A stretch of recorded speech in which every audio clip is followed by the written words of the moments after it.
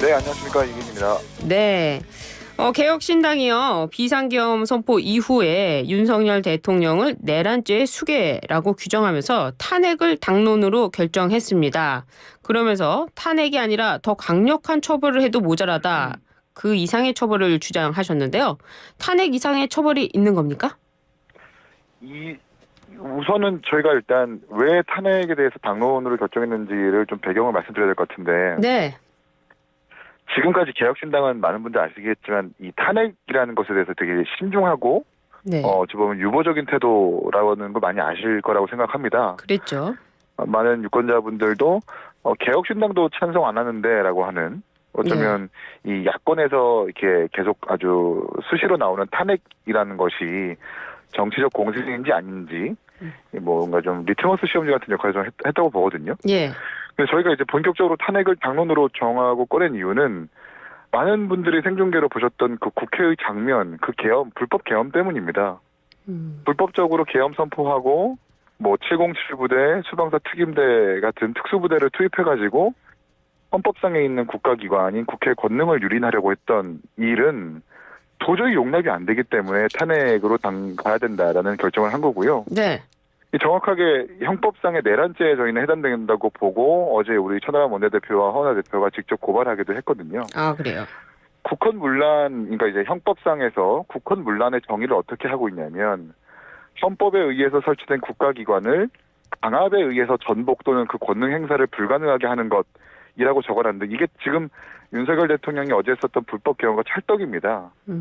분명히 계엄을 선포하고 나서, 그냥 국무회의도 거쳤는지 안 거쳤는지 모르겠지만, 계엄을 선포하고 나서 특수부대를 동원해가지고 당장 국회부터 진압하려고 했던 거거든요. 예. 근데 이게 문제가 되는 것은 계엄법과 헌법상에서 계엄 해제권을 보장하고 있는 국회를 먼저 무력화시키려는 시도였기 때문에 이건 분명히 내란죄에 해당한다라고 판단하는 거죠. 그렇군요. 야권 6개 정당이 윤석열 대통령의 소추안을 국회에 제출했는데요. 빠르면 내일이나 모레쯤에 표결이 이루어질 것으로 보입니다. 네. 이 탄핵 소추안 통과 가능성 얼마나 보고 계십니까? 통과 가능성 내지는 뭐 이탈표가 몇 표가 정도 되는지 예상하는 건 사실 의미가 없고 당연히 통과돼야 되는 일이라고 보고요. 그래도 만약에 표가 이 국민의힘이 당론으로 반대를 정했기 때문에 네. 이 통과 가능성을 좀 예측해 봐야 될 것 같은데요. 아마 이탈표를 막기 위해서 본회의장에 안 들어가는 건 할 수 없지 않습니까? 재석 의원수가 줄어들기 때문에. 예. 근데 아마 들어가서 전부 다 기권표 행사를 행사하는 전략으로 갈 것 같은데요. 예. 근데 그 중에서도 사실 이른바 소신 투표할 수 있는 국민의힘 의원들이 분명히 있을 거라고 봅니다. 어제 이제 뭐 천하람 대표도 방송에서 얘기했지만 이준석 대표와 국민의힘 몇몇 의원들과 소통하는 분들이 있는데 예. 탄핵으로 가야 된다라고 의사표시하는 분들이 몇 명 있다라는 것 아닙니까? 예.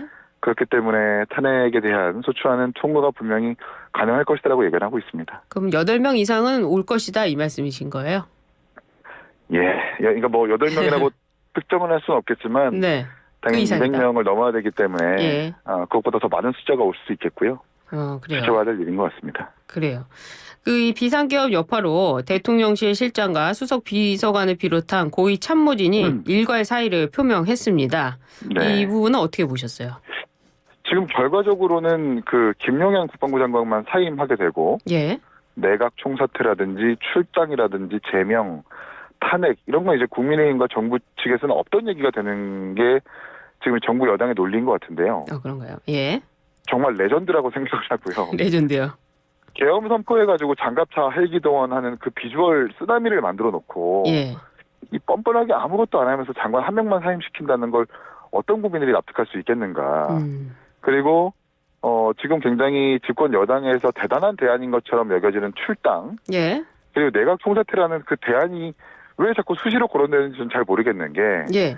출당하면 윤석열 대통령의 그 불법 계엄 선포라는 문제가 면책되는 건 아니지 않습니까? 네. 그리고 내각 총사퇴하면은 있던 계엄론이 없는 일이 되는 것도 아니겠고요. 예. 저는 지금 문제의 핵심이라고 하는 것은 소신껏 이 계엄이 잘못됐다고 말하지도 못하게 하는 윤석열 대통령실의 고압적인 통치 그리고 대통령의 고압적인 어떤 이런 리더십 이런 이상 증세가 가장 문제라고 좀 보는데 왜 해법을 다른 데서 찾는 건지 저 이해가 잘 안 됩니다. 국민의힘 한동훈 대표는 이에 대해서 위법한 비상계엄이었다. 그리고 사과도 요구하고 대통령의 탈당도 요구하고 있지 않습니까? 네. 근데 예. 출당이 대단한 대안이 아닐 뿐더러 이 누구 좋으라고 탈당을 합니까? 이 시국이 지나고 나서 잠잠해지면 다시 복당도 할 수 있는 거고요. 그리고 불법 계엄을 저지른 대통령한테 출당이 처벌의 의미가 있는 건 아니지 않습니까? 정치적 의미가 있을 뿐 예. 사실 아무런 의미가 없는 거고 그저 그냥 여당이 야당되는 것 뿐일 텐데 그냥 그거는 집권 여당 지금 국민의힘이 속편하자라는 그냥 좋은 핑계거리라고 좀 보고요. 지금 이 시점에서 대통령 탈당 거론하는 건 그냥 그럴듯한 대안인 척 아무 말이나 갖다 붙이는 교묘한 눈속임이다. 이렇게밖에 볼 수가 없습니다. 그렇다면 윤 대통령 탈당하지는 않을 거라고 보세요? 네, 탈당을 지금 뭐 어저께 이제 한동훈 대표와 추경호 대표가 가가지고 뭔가 뭐 탈당이라도 시킬 것처럼 대단한 기세로 갔다가 네. 탈당도 없고 탄핵도 없다라는 식으로 그렇게 결론 짓고 나왔다라는 것 아닙니까? 혹시나 했는데 역시나인 것 같습니다. 그래요. 이 국민의힘 지난번 계엄 해제안 표결할 때 네. 국민의힘 의원 18명이 이 찬성을 했습니다. 네. 이분들이 모두 거의 친한계로 분류가 되는데요. 네. 이번 사태로 여당의 계파 갈등 더 심각해질까요? 글쎄요. 저는 계파 갈등, 이 계엄을 해제한 의원들이 사실 정상적이라고 평가할 수 있겠는데 그 의원들을 싸잡아가지고 뭔가 친한계의 계파의 일원이라고 매도하고 비난하는 건 전 바람직하지 못한 일이라고 보고요. 예. 전 길이길이 이 계엄안 해제에 참여한 의원들이 결국 국민의힘에서 주류가 될 거다 이렇게 보거든요. 예.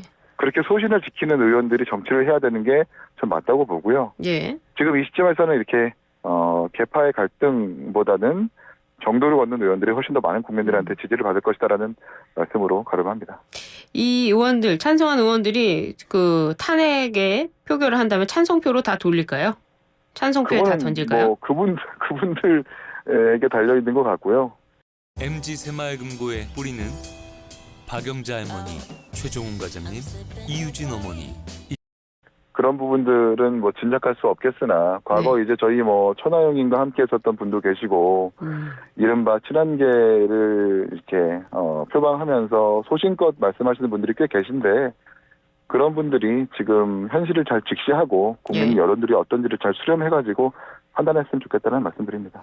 국민의 일부에서는 정치적 자살 행위에 동조할 수는 없다 하면서 탄핵을 반대하는 입장도 나오거든요. 이 계엄 해제와는 별도로. 그러니까 이제 지금까지 국민의힘에서 탄핵이라고 하는 것은 위법적 사안이 없는 것이라면 모두 다 정치적 공세에 불과하다라고 계속해서 일관되게 주장해오지 않았습니까? 예.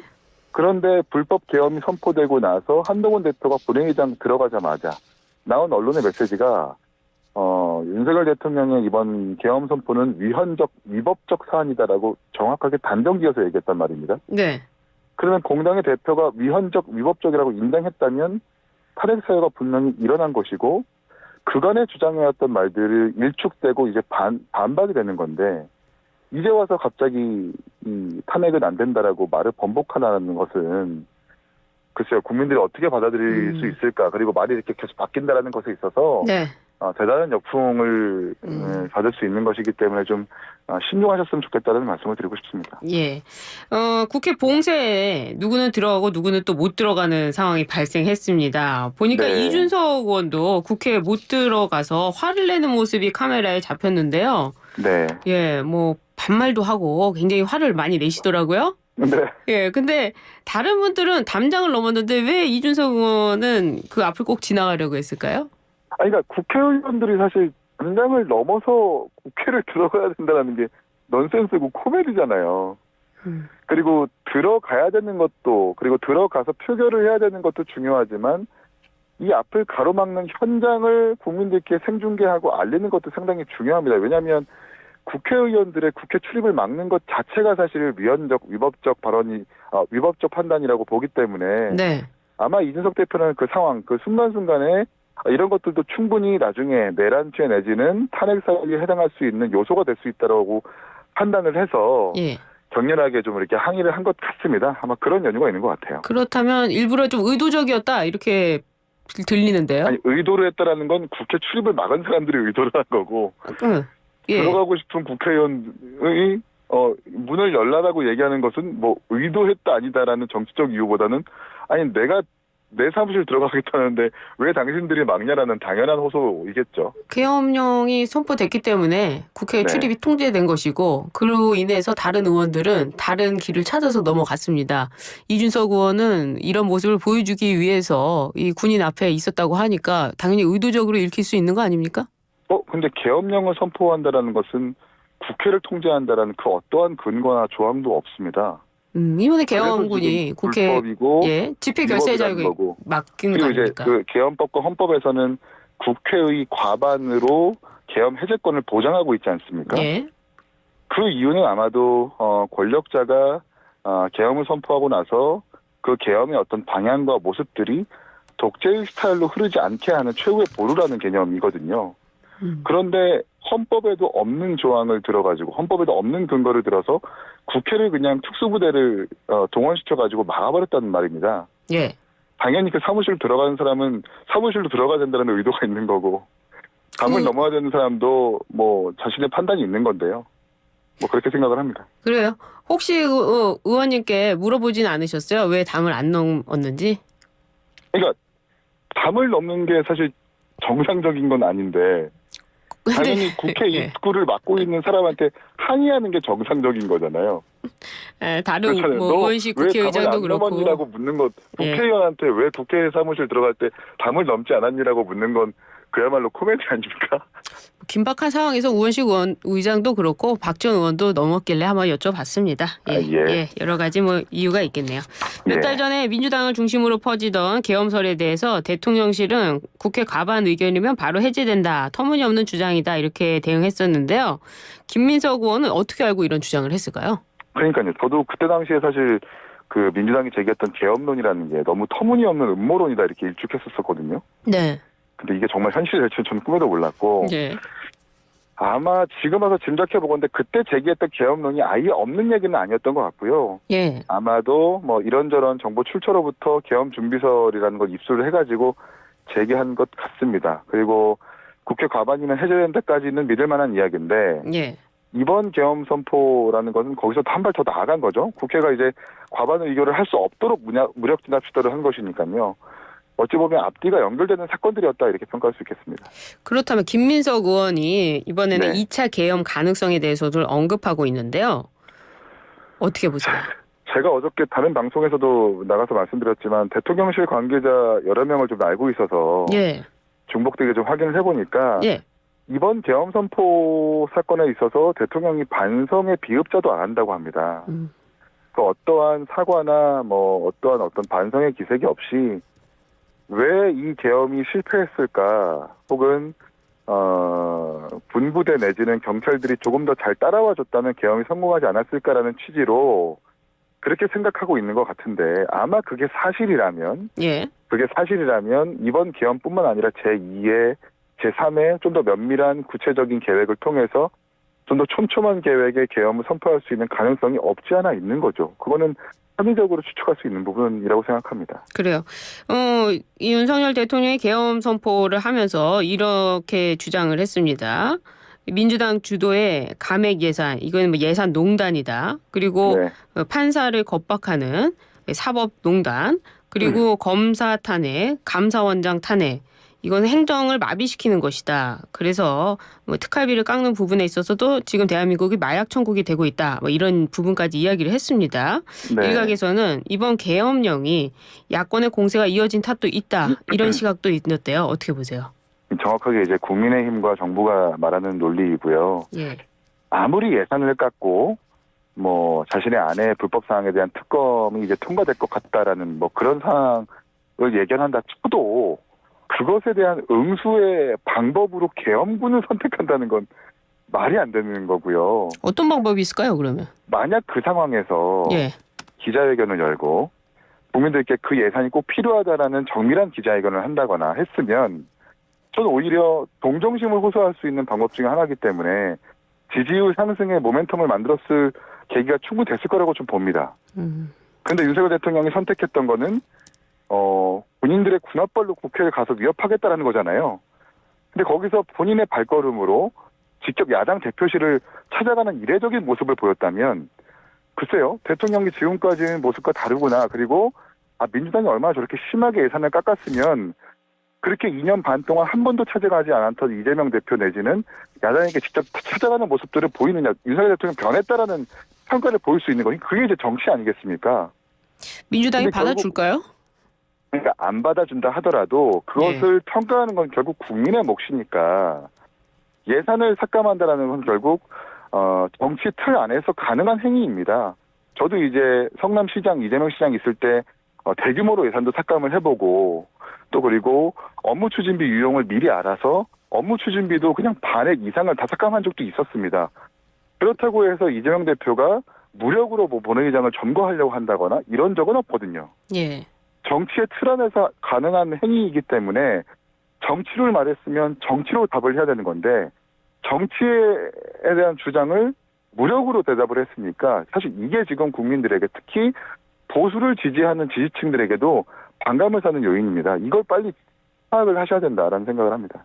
정치 얘기를 하셨는데요. 그렇다면 야당이 어떤 입법에 대한 뭐 일각에서는 독주라고 합니다만 네. 일방적으로 밀어붙이고 또 심지어 검사 3명을 탄핵하고 사상 초유의 감사원장을 탄핵하고 이런 부분에 있어서 정치의 책임이 반드시 그 대통령에게 있는 겁니까? 야당에게는 아무런 0%의 책임도 없는 걸까요? 아니죠. 야당에도 분명히 책임이 있죠. 그런데 검사 탄핵도 가지고 예산도 삭감할 수 있게 하고 그리고 국회에서 의정 주도권을 가지게 한 그 180석의 민주당의 의석을 준 건 국민들입니다.